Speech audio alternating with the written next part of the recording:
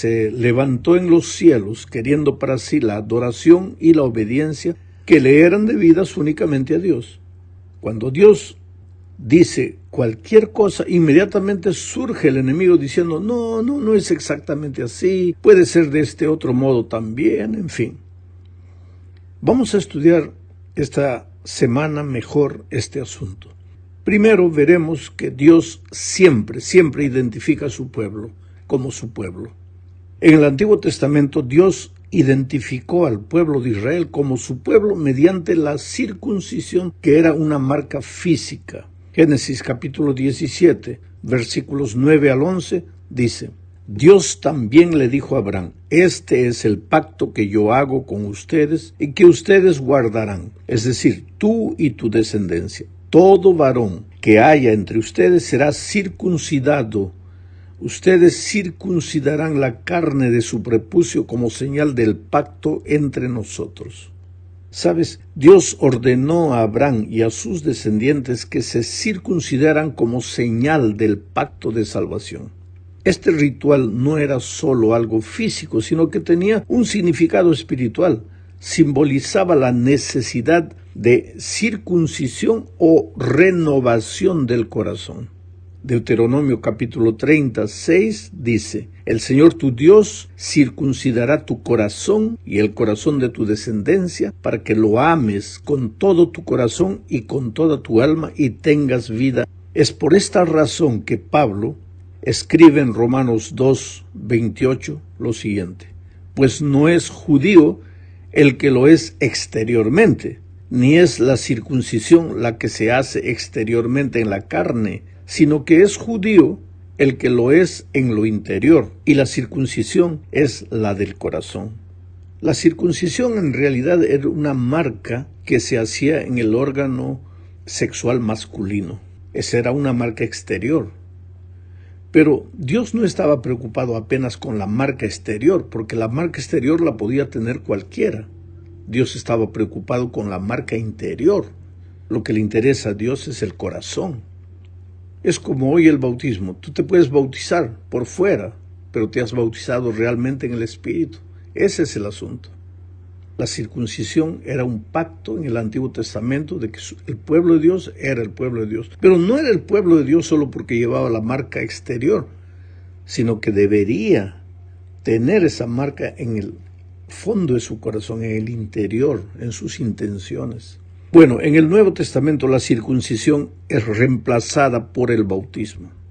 Gálatas 5:6 dice: porque en Cristo Jesús nada valen la circuncisión ni la incircuncisión, sino la fe que obra por el amor. Y esa fe, pues, se expresa en el bautismo. Jesús mismo dijo en Marcos 16:16, el que creyere y fuere bautizado, éste será salvo. O sea, el que ejerciere fe y fuere bautizado, éste será salvo. Para nosotros creer es una cosa, ser bautizado es otra cosa. Pero en el sentido bíblico de la palabra creer, el creer es ser bautizado. No hay un creer de asentimiento intelectual solamente. Es creer y actuar, creer y ser bautizado. El bautismo reemplaza a la circuncisión del Antiguo Testamento. Pero hay otra señal para identificar al pueblo de Dios, además del bautismo. Ezequiel capítulo 20, versículos 12 y 20 dicen: les di también mis sábados, mis días de reposo, los cuales he consagrado para mí, para que sirvieran de señal entre nosotros y así reconocieran que yo soy el Señor, y santifiquen mis días de reposo. Hagan de ellos una señal entre nosotros y reconozcan que yo soy el Señor su Dios. O sea, el sábado también es una señal de que somos el pueblo de Dios. Y esto no es porque una iglesia lo diga, es porque está escrito eso en la palabra de Dios. O entonces tenemos que sacar este texto de Ezequiel de la Biblia. Pero ahí claramente dice que la observancia del sábado es una evidencia de que el pueblo de Dios es el pueblo de Dios. Hablemos ahora de la bestia y la adoración falsa. Esta es la segunda parte del estudio. La razón es que el enemigo también identifica a sus seguidores. Así como Dios identifica a su pueblo, el enemigo también identifica a sus seguidores. Mientras la circuncisión y el bautismo son señales de sumisión y obediencia. ¿Por qué sumisión y evidencia? La circuncisión y el bautismo. Porque en la circuncisión tú simplemente te quedas impasible y otro te circuncida. Tú te sometes, tú obedeces. En el bautismo tú te colocas en las manos del pastor y él te sumerge. Ya pensaste si un día el pastor decidiera no levantarte el agua, pero tú te entregas, tú te sometes, tú obedeces. Por eso el bautismo y la circuncisión son evidencias, son señales de sumisión y obediencia. Ahora, el enemigo identifica a sus seguidores también con otra señal. Es una señal de rebeldía y desobediencia. Dios aconseja a los seres humanos a tener cuidado de recibir esta señal de rebeldía y desobediencia, que el Apocalipsis le llama la señal de la bestia. Apocalipsis 14, 9 y 10 dicen: a los 2 ángeles los siguió un tercero que a grandes voces decía: el que adore a la bestia y a su imagen y acepte llevar su marca en la frente o en la mano, también beberá del vino de la ira de Dios, que ha sido vaciado puro en la copa de su ira, y será atormentado con fuego y azufre delante de los santos ángeles y del Cordero. Este llamado es solemne. Es un llamado a no ser marcado con la marca de la bestia.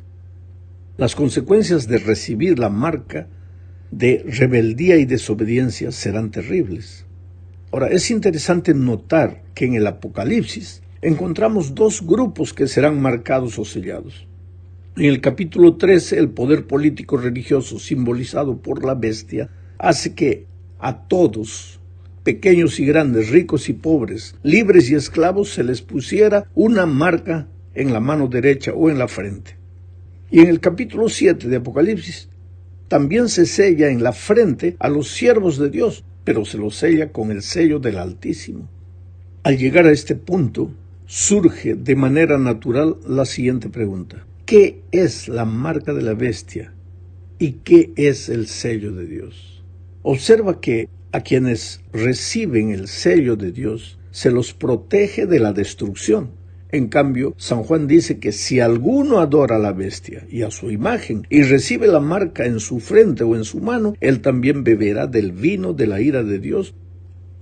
Ahí esto es terrible. Para saber qué es la marca de la bestia, es necesario identificar primero el sello de Dios. La marca de la bestia tendrá que ser lo contrario. Ahora, un sello generalmente sirve para identificar a alguien o a algo. El sello contiene el nombre, los atributos, la autoridad y el carácter del dueño del sello. En el sello de Dios deberíamos encontrar su nombre, su título y el fundamento de su autoridad, que es su ley. Ya en la marca de la bestia podrás encontrar su pretendida autoridad, sus decretos y sus principios engañosos, pero todos del enemigo de Dios. Tras el sello de Dios está su deseo de salvar. Tras la marca de la bestia está su intención de destruir. Tras el sello de Dios está el Padre, el Hijo y el Espíritu Santo. Tras la marca de la bestia están el dragón, la bestia que sale del mar y la bestia que sale de la tierra. El sello de Dios se imprime en la vida de los que han lavado sus ropas y las han blanqueado en la sangre del Cordero, dice la Biblia. En cambio, la marca de la bestia se pone sobre la vida de los que adoran el poder que se atribuye facultades divinas sin derecho a ellas. Nuevamente aquí está en tela de juicio la autoridad divina. ¿Quién tiene la última palabra? ¿A quién se debe obedecer? Ya leímos el siguiente versículo de Ezequiel 20:12, pero lo voy a volver a leer. Santificad mis sábados y sean por señal entre mí y vosotros, para que sepáis que yo soy Jehová vuestro Dios. Podrás decir que este versículo se refiere al pueblo de Israel, pero si analizas las Escrituras sin prejuicios, descubrirás que a lo largo de la historia humana, Dios siempre contó con su iglesia. Esta iglesia estaba constituida por hijos dispuestos a obedecer su voluntad, pero siempre hubo también seres humanos que quisieron seguir sus propios caminos y que rechazaron la voz de Dios.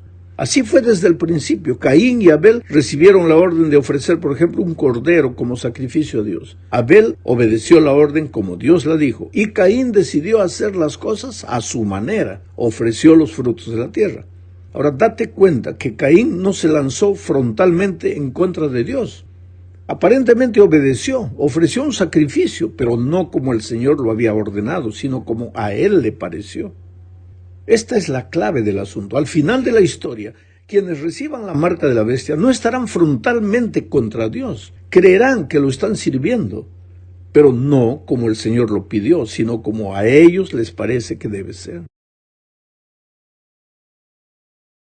Bueno, a partir del incidente de Caín y Abel, y si lo tomas bien en cuenta, podrás distinguir siempre la verdadera iglesia de Dios. Observa cómo la identificó el Señor en el principio. Génesis 6:2 dice, al ver los hijos de Dios que las hijas de los hombres eran hermosas. ¿Te das cuenta? Aquí el Altísimo identifica a su iglesia bajo la denominación de los hijos de Dios, y la iglesia que no es de él como las hijas de los hombres. La característica distintiva del cristianismo, según Apocalipsis capítulo 12, versículo 17, consiste en aceptar a Jesús como Salvador y obedecer los mandamientos de Dios. Y uno de los aspectos importantes de esa obediencia es la observancia del sábado como día de reposo. Ezequiel dice que el sábado es la señal o sello, la identificación y la marca de Dios.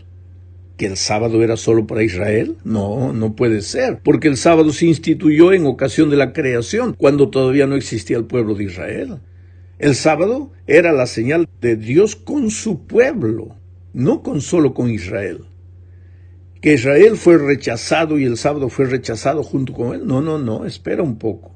Tampoco puede ser, porque en Apocalipsis 7:4 San Juan dice, y oí el número de los sellados, 144,000 sellados de todas las tribus de los hijos de Israel. ¿Te das cuenta? El remanente espiritual de Israel es el cristianismo. Son los que aceptaron a Jesús como Salvador. Por eso han lavado sus ropas, dice la Biblia, y las han blanqueado en la sangre del Cordero. Y son también los que decidieron guardar los mandamientos de Dios, que incluye la observancia del sábado, y por eso reciben la señal de Dios en su frente. Pero ahora aparece el enemigo de Dios y trata de imponer su propia manera de adorar y de obedecer. El diablo es astuto. Si no consigue que niegues la existencia de Dios, si no consigue que lo rechaces, intentará que le obedezcas, pero que le obedezcas equivocadamente. En el jardín del Edén dijo Dios, si ustedes tocan la fruta de este árbol, van a morir. Entonces aparece el diablo para decir, no van a morir. En el corazón de su santa ley, Dios dice, acuérdate del sábado para santificarlo. Y entonces viene el enemigo y dice, no es necesario que sea el sábado, puede ser el domingo también.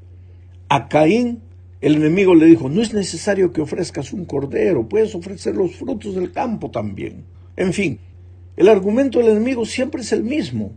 No es necesario hacer las cosas como Dios las dice. Puede ser como a ti te parezca mejor. No tienes que estar preocupados con los detalles. Ese siempre fue el argumento del enemigo. Pero ahí está precisamente el peligro. Pensar que se está sirviendo a Dios cuando no es así. Pensar que se está obedeciendo cuando se está obrando en contra de la voluntad de Dios. Busca tu ejemplar de la Biblia. Sé sincero, toma todo el tiempo que haga falta y trata de encontrar una sola declaración de las Escrituras que establezca que el sábado no es más el día de reposo y que fue cambiado por el domingo. No lo vas a encontrar. ¿Por qué? Porque no hay. Entonces viene la pregunta, ¿por qué entonces la gente guarda el domingo? Pues hay muchos argumentos. Hay quienes creen que por el hecho de que Jesús resucitó en el domingo, ya esto autoriza a los creyentes a guardar el domingo. Pero las Escrituras no lo dicen. Lo más dramático de todo esto aparece en la siguiente pregunta. Si el sábado es el sello o la señal de Dios, ¿cuál es entonces la marca de la bestia? Recuerda que en Apocalipsis 13 se habla de un poder político religioso y también de un país poderoso que engaña a los habitantes de la tierra con las señales que se le han permitido hacer en presencia de la bestia, diciendo a los habitantes de la tierra que le hagan una imagen a la bestia. Una imagen es una representación de algo. Cuando te acuerdas, por ejemplo, del celeste y el blanco, inmediatamente piensas en la bandera de la Argentina. O si recuerdas el rojo, el blanco, rojo, piensas en el Perú, porque esos son los países representados por esos colores. Pues bien, ¿cuál es el poder que está detrás del domingo como día de reposo? Más todavía, Apocalipsis 13 sigue diciendo que ese poder hace que todos, chicos, grandes, ricos, pobres, libres, esclavos, se pongan una marca en la mano derecha o en la frente para que nadie pueda comprar o vender, sino solo el que tenga esa marca, el nombre de la bestia. Esto es interesante. Esto da miedo de cierta manera. Aquí, la profecía indica que llegará el momento en la historia de este mundo cuando los que guardan el sábado no podrán comprar ni vender. ¿Se trata de un delirio? Pues veamos lo que pasa hoy mismo, en tiempos de paz. Dime, ¿tienen derecho los jóvenes observadores del sábado a rendir sus pruebas y exámenes universitarios en otro día cuando estos caen en sábado? Veamos si los observadores del sábado pueden ganar un concurso para acceder a un cargo público cuando el examen cae en sábado. Veamos si la gente tiene derecho a trabajar en domingo en lugar del sábado. Pues no se trata de que seamos paranoicos, es decir, que tengamos delirio de persecución, nada de eso. Esto es algo que dice la profecía, está anunciando con toda claridad en las Escrituras. Solo que el asunto no se limita a una cuestión acerca del sábado o el domingo. El tema de fondo es la obediencia y la adoración. Los seres humanos aparentemente no se están dando cuenta de que el enemigo siempre está logrando sus propósitos. Pero en Apocalipsis 14 vemos levantarse a un grupo de personas simbolizadas por el ángel que proclama en alta voz el Evangelio eterno. Sabes, el Evangelio es eterno, no cambia. Siempre fue así. La salvación en Cristo y la obediencia a los mandamientos es el Evangelio.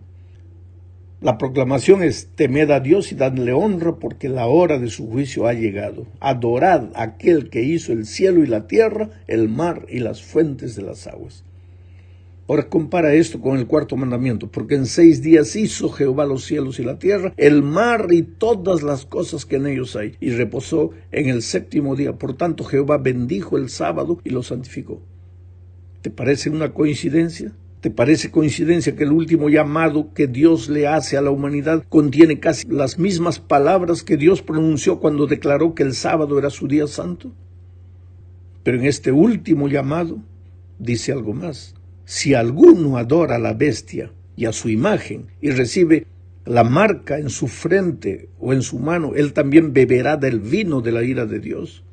Y añade: salid de ella, pueblo mío, para que no seáis partícipes de sus pecados